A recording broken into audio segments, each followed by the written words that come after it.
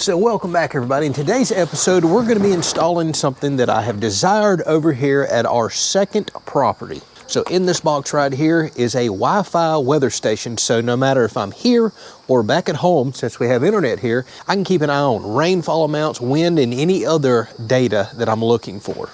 Now I currently have a weather station at home, but I did not want to spend several $100s on a unit over here like I did on that. And you're not going to believe this. I don't know what current pricing is when you watch this, but I jumped on Vevor's website, a full Wi-Fi capable weather station with display and all, $80. That, my friends, is worth a gamble. All right, so if we take a look in here, here's the main weather station, and I got the model that has a solar panel. It also has a built-in rechargeable battery pack in there. We are going to need to connect that. This is our rain cup. We'll be collecting wind speed and wind direction data up here. This looks like it may have a solar sensor on there, so probably for UV, and we'll see what else this collects. But I'm mainly interested in speed data, being in a hurricane state, and rainfall amounts. It takes quite a while to drive over here to dump a rain gauge and check on everything to see if I need to come run a sprinkler for our newly planted grass, and it's just nice to have all this data. All right, so if we take a look in the box right here, this comes with a nice display. Again, I don't know how it comes with all this for $80. So you can mount this inside to see the same data, or we can do it again over the internet with Wi-Fi on our phone. That's what I'm most interested in. So here's one thing I really like about this particular model, even over my couple $100 model that I have back at home. This one actually comes with mounts and poles. You have wind direction sensors that's going to clamp on here. This should all be very straightforward. Here's our wind speed collection. Looks like a wall charger for our main unit. Some mounting hardware. Comes with a few basic tools, and that's about it. This should be nice, quick, and easy. Let's see how quick the Wi-Fi setup and assembly is. All right, for starters, we have a warning here to not remove this until we connect the battery pack. So we'll flip this over, open this back side. Here is our rechargeable battery pack. All right, plug that in. Remove this cover off of our solar panel. All right, looking in the manual, there's a little screw right here, and you can only slide over. There is a flat section to this bar right here, but it looks like the wind speed collector goes on this side. Okay, now that we're slid over on that flat bar side, we can tighten this up so it doesn't blow off in high winds. On this side, same thing. We're going to rotate this around until we get that flat side right there. You can see it's on the back side. There it is. And then we're going to put this on for our wind direction. Now, in case you've never seen a rain catch cup, we've got to remove this right here. That was just for shipping protection. So here's how it calculates rain. We're going to put this rain collection cup up here. Once this little cup fills full of water, it'll then dump, resets itself, and it calculates exactly how much it takes to dump. That's already preset from factory. So after so many times of dumping, well, you get the point. It empties itself. You don't have to touch this at all, and it starts adding up the rain totals for you.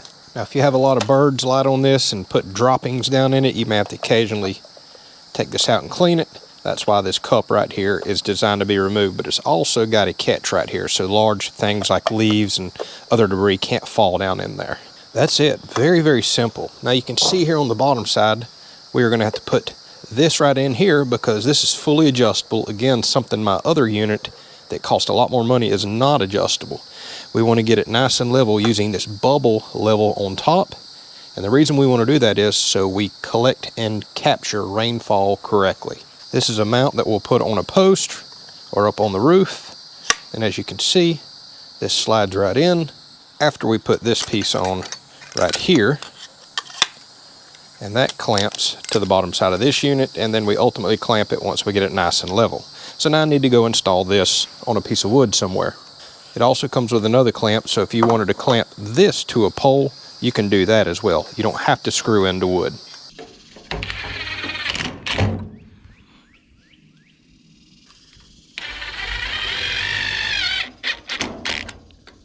All right, I know it's probably bright in the camera.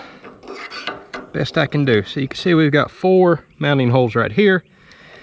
These screws are going to have to feed up into the bottom of this unit. That might be a little tricky. Let's see. Now ultimately, when it comes to installing one of these, it's probably best to not have it by a roof that's going to block wind and skew your data. This is just where I chose to put mine. It's best to kind of put it out in the open on a pole. That'll definitely keep your wind data more accurate. But to be honest with you, what I'm mostly interested in, that I'll always watch, is rainfall amounts. All right, so now we need to adjust our solar panel. All right, don't forget our bubble level. We've got to get this nice and level. Make it up a little higher so I can see it. You've also got to point this to the north. As you can see, I know this is due north. So if you want your wind speed direction, make sure you do that correctly. All right, so we're leveled. We're pointed north. Now, let's tighten this down. So I'll admit, I really do like this head design on it to where you can level it out, but I am curious to see how well this holds in, like, say, hurricane force winds. Only time will tell. Things working like it should. Let's go set up the main station. All right, so let's talk about setup. Here we are in our camper, and I do have Wi-Fi here.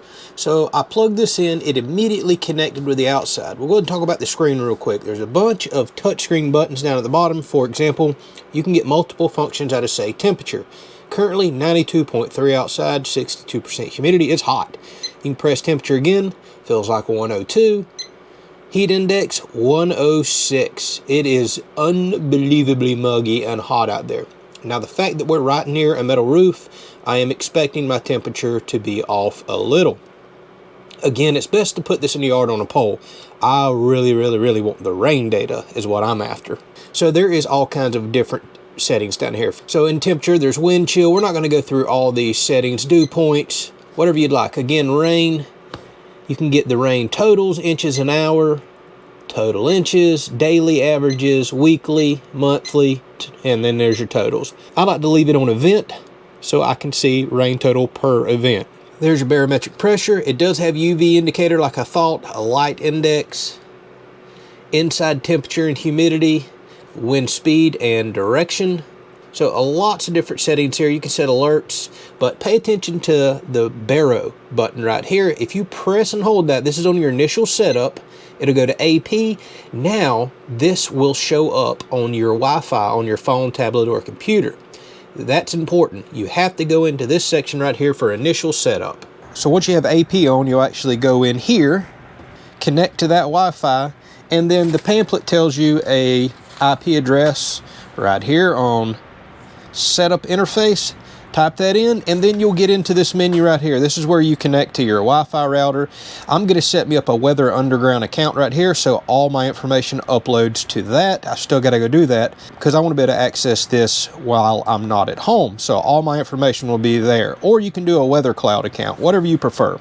It's worth noting you're going to have a 2.4 gigahertz Wi-Fi connection. Most routers have that along with the 5 gigahertz connection. So all that's left is to go set up my Weather Underground account.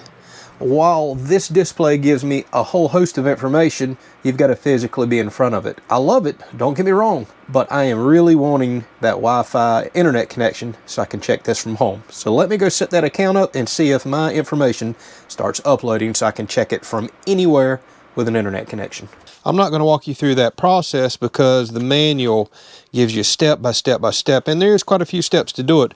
I'll say though, this actually set up easier than my ambient weather station that cost about 2.5 times what this one does. But the manual is adequate to get you nice and set up on Wi-Fi and to set up your station ID. And again, I highly recommend Weather Underground, browser based. I think for $80, this is a clear winner as long as it holds up. I'm looking forward to having all this information. It seems to do everything my unit at home does that cost a considerable amount more money than this one. Now I can pull up all that information that I need, whether I am here or not. Comes with a nice, easy to read display. I forgot to tell you, you can dim that down or cut it completely off by touching this top button.